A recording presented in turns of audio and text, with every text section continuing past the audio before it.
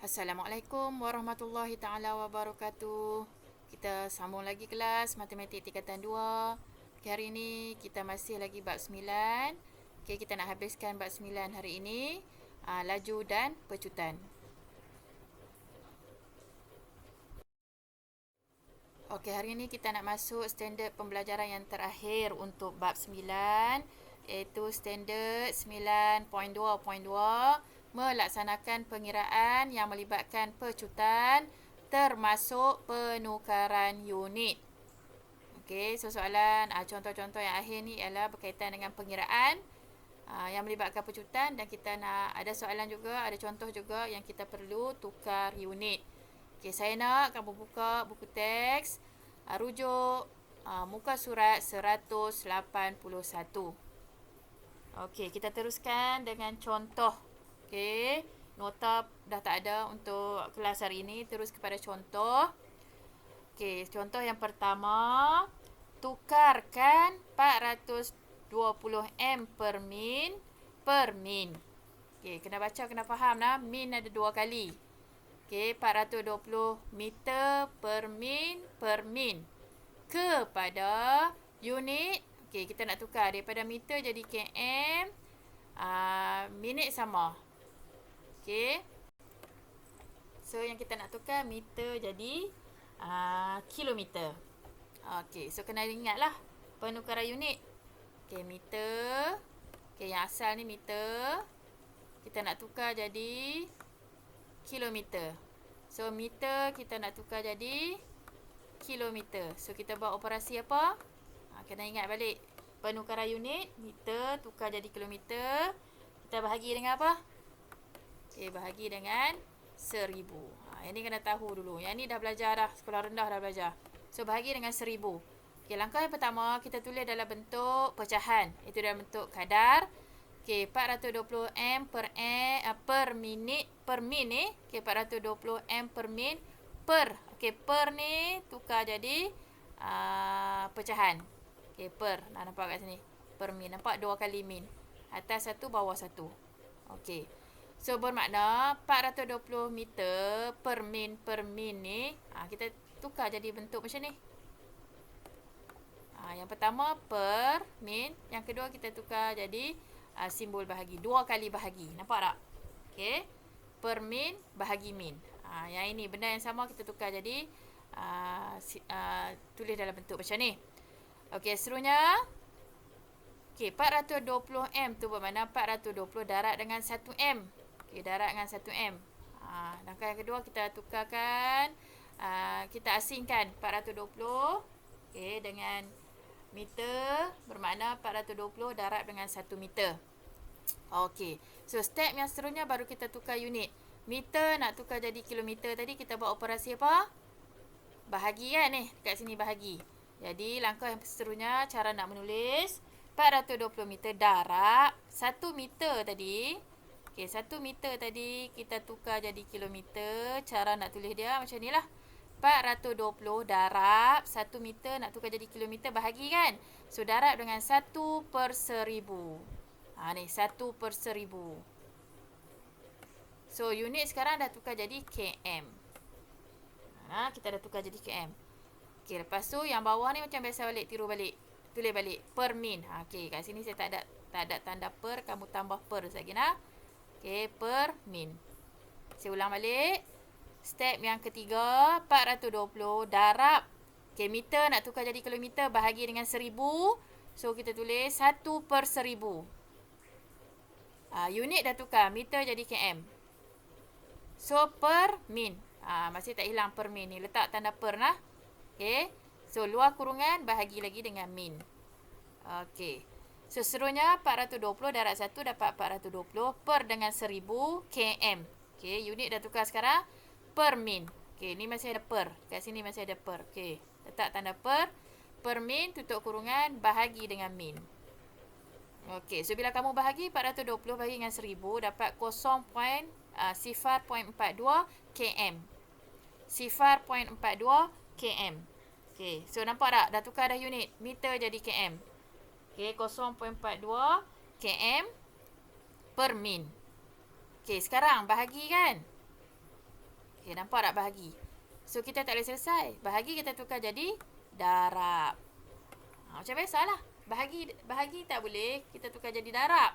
So, sebenarnya di sini min ni adalah min ni per 1. Sebab belah sini pecahan. Yang awal ni pecahan. Yang sebelah ni pun kita tukar jadi pecahan. Okay, so apa sahaja nombor atau perkara yang integer ataupun nombor bulat, apabila kita tukar jadi pecahan, mesti per dengan 1. So, selepas kita tukar simbol bahagi, kita tukar jadi darab. So, min per 1 ni kita kena songsangkan atau terbalikkan. So, bila kita terbalikkan, dia akan jadi 1 per min. Okay, 1 per min. Okay, so darab macam biasa lah. 0.42 km darab 1 dapat 0.42 km per. Okay, per. Min ada 2 kali. Nampak sini? Min ada 2 kali. So, apabila min ada 2 kali, kita letak kuasa 2 kat hujung ni. Inilah jawapan untuk contoh yang pertama. Okay, so faham betul-betul kenapa contoh ini dia ada step yang macam ni. Daripada satu step kepada satu step, kenapa jadi macam tu? Sebab dalam matematik ni, salah kamu tulis, akan ganggu pengiraan kamu. Macam kamu buat bahasa Melayu. Kamu guna perkataan yang tak betul, kamu letak tanda yang tak betul, kamu guna huruf kecil, huruf besar, kamu letak tak betul, sepatutnya guna huruf besar, kamu tulis huruf kecil. Itu akan menyebabkan markah kamu kurang. Sama lah dengan matematik. Dia ada cara penulisan dia.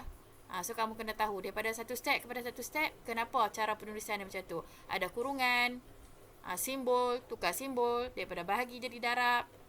Okay, lepas tukar simbol jadi darab, apa pula yang akan berlaku? Semua tu ada kaitan. So, kena faham semua step. Okey, kita teruskan dengan contoh yang kedua.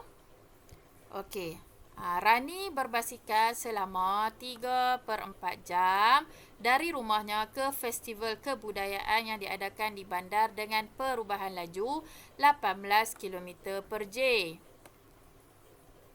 Perjalanan ke festival kebudayaan mengambil masa kurang 40% berbanding dengan masa balik. Maksudnya, waktu dia pergi tu, masa yang diambil adalah pendek berbanding masa balik. Okay, berbanding masa balik. Dengan perubahan laju yang sama. Perubahan laju tetap sama. Okay, hitung beza pecutan antara pergi dan balik. So, kita nak tahu beza. Bermakna kita kena tahu pecutan semasa pergi dengan pecutan semasa pulang lah. Lepas tu baru kita boleh tahu beza. Nah? Okey, so pecutan semasa pergi. Kita cari dulu pecutan semasa pergi. Okey, semasa pergi 18 km. Pecutan sama kan tadi kan? Dia punya apa? Perubahan laju dia sama. Okey, 18 km per jam. Kita bahagikan dengan jumlah masa yang diambil untuk pergi ke festival, iaitu 3/4 J. Okey, ini yang pertama. Okey, so kenapa tak ada apa-apa pengiraan terus dapat jawapan? Sebenarnya dekat sini ada pengiraan. So, macam mana kamu nak dapat jawapan? Kamu boleh kira di kertas conteng ataupun kamu tekan kalkulator. So, kamu kena faham dekat sini. 18 per 3/4. So, bermakna kita kena laksanakan pengiraan 18 darab. Okey, kita tukar ni bahagi per ni, yang per ni kita tukar jadi darab. Sama macam situasi tadi. So, bila kita tukar jadi darab, yang bawah ni kita kena songsang lah. So, dia akan jadi darab dengan 4/3. So, yang ni kamu boleh kira di kertas conteng ataupun kamu tekan terus kalkulator. So, bila kamu tekan, kamu akan dapat jawapan yang macam ni. Dia akan dapat 24. Okey, boleh tekan sekarang. Tekan 18 darab 4 bahagi dengan 3. So, dia akan dapat 24 km. So, J ada 2 kali kan? So, J ni kena tambah kuasa 2. So, ini yang pertama. So, dapat dah markah dekat sini. Pecutan semasa pergi. Okey. So, yang ni kamu tambah dalam pengiraan kamu. Nak tambah dalam buku, dalam contoh kat bawah ni pun boleh. Okey, kamu tambah saja ataupun kamu boleh kira terus di kalkulator ataupun kira di kertas conteng. Okey, seterusnya lepas kira pecutan semasa pergi, okey, kamu boleh kira pula masa berkurang.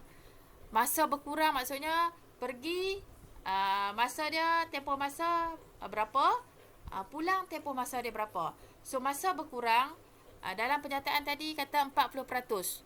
So, bermakna kamu kena cari masa berkurang, ambil 40% tadi, iaitu bersamaan dengan 40/100, darab dengan tempoh perjalanan, iaitu 3/4 jam. Okey ni. Okey, darab dengan tempoh perjalanan.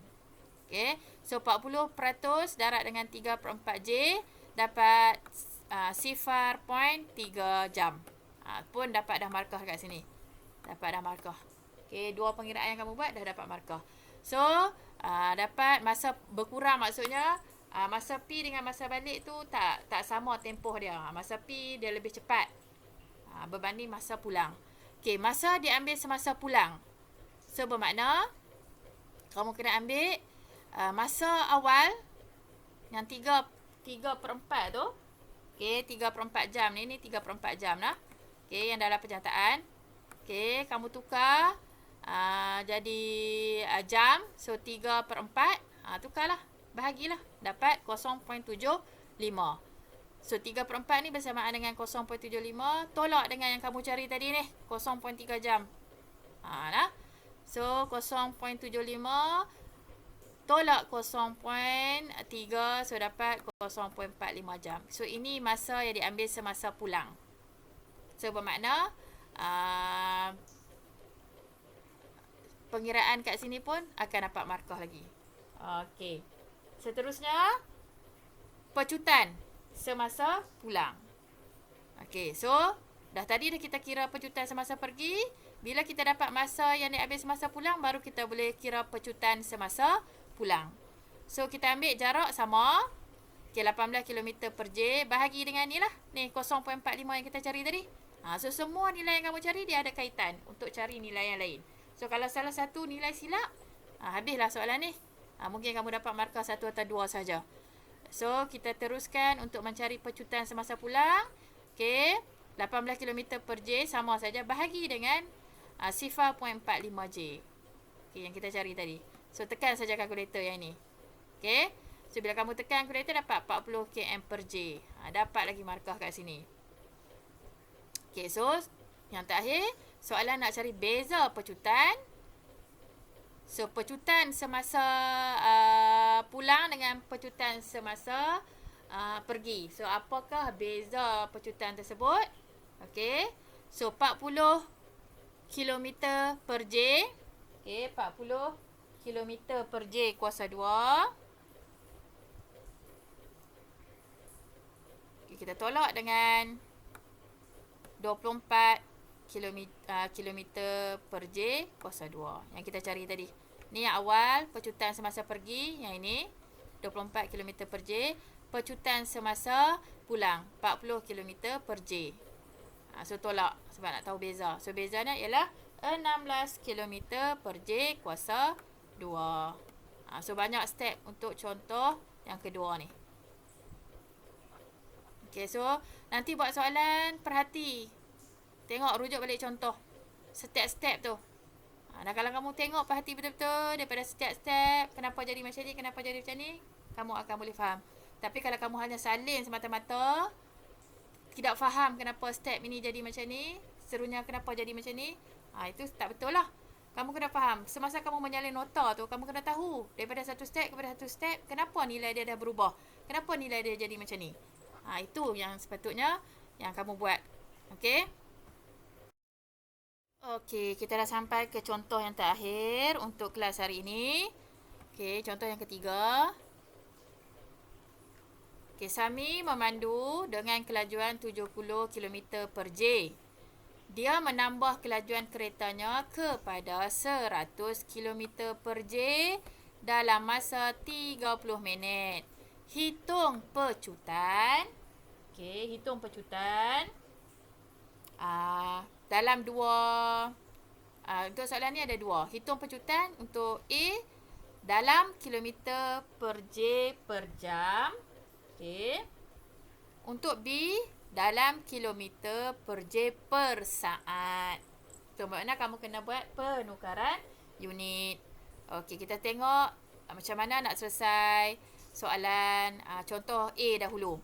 So, perubahan laju kita ambil laju akhir 100 selepas dia menambahkan kelajuan kereta daripada 70 ke 100. So 100 tolak dengan 70. Okey. Dapat 30 km per J. Kita cari dulu perubahan laju. So dapat markah kat sini. So bila buat soalan berbentuk macam ni, kamu kena buat pengiraan tu atur elok-elok. Tulis apa dia kamu nak cari. Perubahan laju sama dengan apa. Lepas tu kamu nak cari pecutan sama dengan apa. Buat bagi cantik pengiraan kamu. Guna seluruh ruang jawapan. Selalunya soalan yang macam ni, ruang dia akan banyak. Kenapa banyak? Sebab ada banyak step. Kena cari A, kena cari B, baru dah dapat C. So, kamu kena guna ruang yang disediakan. Jangan kamu buat setumpuk sana, setumpuk kat sini. Bila cikgu tengok, payah nak dapat markah. Kamu buat bagi kemas. Tunjuk, oh ini rupanya nak cari perubahan laju. Jadi, tulis tajuk apa yang kamu nak cari. Contoh, nak cari perubahan laju. Tulislah perubahan laju. Jangan terus tulis sama dengan. Tak tahu kamu cari apa. Bagi tajuk untuk pengiraan yang kamu buat. Okey. Seterusnya kita nak cari pecutan. So, kita ambil 30 km per J tadi. Okey, yang kita cari tadi. Per dengan masa yang diberi. Iaitu 30 min. Tulis dalam bentuk pecahan. 30 km per J per dengan 30 per min. Okey, so sekarang kita nak tukar daripada kita nak tukar apa tadi? Kilometer per J dalam masa 30 minit. Kita nak tukar dari kilometer per J per jam. Kita nak tukar per jam. So, 30 km per J, 30 minit ni kita nak tukar jadi jam. 30 minit ni kita nak tukar jadi jam. Minit tukar jadi jam. So, 30 minit ni bersamaan dengan setengah jam. 1/2 jam. Betul tak? Sebab tu sekarang daripada 30 minit tukar jadi 1/2. Ni kat bawah ni. 30 km per J per dengan kurungan 1/2 J. Kenapa 1/2? Sebab kita nak tukar minit. Minit nak tukar jadi jam. So, bila minit tukar jadi jam, bersamaan dengan 1/2 jam. Okey, clear? Tengok unit apa kita nak tukar. Minit tukar jadi jam. Jam tukar jadi minit. Macam tu. So, step yang seterusnya sama macam tadi lah. Contoh yang awal. So, kita nak dapat jawapan. Kita tulis kat kertas conteng. Ataupun kamu nak tulis dalam ni pun boleh. So, 30. Simbol bahagi. Per tadi tukar jadi darab. Yang bawah kita songsangkan. So, dia akan jadi 30 darab 2 per 1. 30 darab 2, 60. So, nampak tak ni 60? So, 60 km per J per jam. Macam ni. Soalan A nak. Contoh A. Kilometer per J per jam. Dapatlah. Okey. Seterusnya kita tengok untuk B pula. Kita nak tukar kilometer per J per saat. Okey, per saat. So, bermakna kita kena tukarlah. 30 minit ni jadi saat. So, bermakna 30 minit ni kita nak tukar jadi saat. Darab dengan 60 saat. So, dapat 1800 saat. Okay, so ini dah dapat markah dah. Kita dah tukar unit. So, pecutan. Masukkan. Nak cari pecutan kan?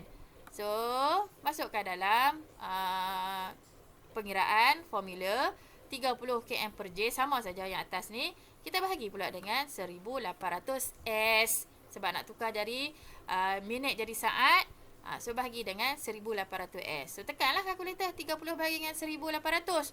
So, kamu akan dapat 0.0167 km per J per saat. So, nampak unit dah tukar dari minit jadi saat. Okey, senang sahaja.